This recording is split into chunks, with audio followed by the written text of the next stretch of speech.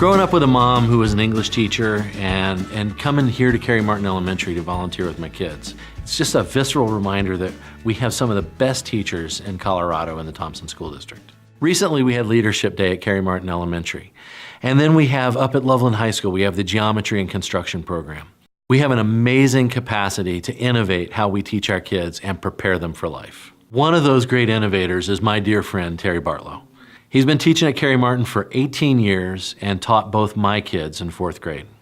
I was amazed at the way he taught them in 4th grade, which is basically a curriculum of government and Colorado history. And you know, they did everything from going up to Mount Evans to going down to the Capitol to building a big paper tree in the middle of the classroom to teach them about the branches of government.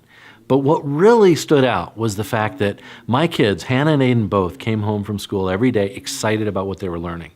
Terry found a way to connect with every single kid at a point that they could relate to that made them excited about what they were going to learn. And it was different for every kid. And that to me is that amazing example of how we go about connecting with kids, making them excited about learning, and keeping them wanting to learn all through the year and hopefully on into the rest of their life. So I've tried to make my classroom as a place where the culture and the climate is just warm and comfortable for kids. We had porch swings, we had exercise equipment, we had a climbing wall in there at one point. And those are just ways that kids really felt comfortable and like a place that was theirs. They owned it, and it was kind of like a homey place. We started teaching kids to manners, dining manners. So we started doing etiquette lunches, and we would talk about, how do you spin spaghetti on a spoon and a fork and make it where you don't slurp it? And where do the place settings go? Where do the forks go? How do you set that up? How does your table look at home? And we talked about all those things. Where's the salad bowl go? And so at the beginning of the year, kids will make a little map of where they think things go. By the end of the year, they can set a table.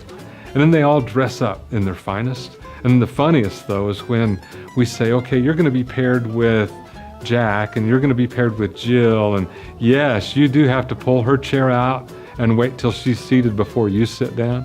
It is hilarious. And they are so darn cute. Hugh comes, Senator Lundberg has been here before, and it's always fabulous to see them engage.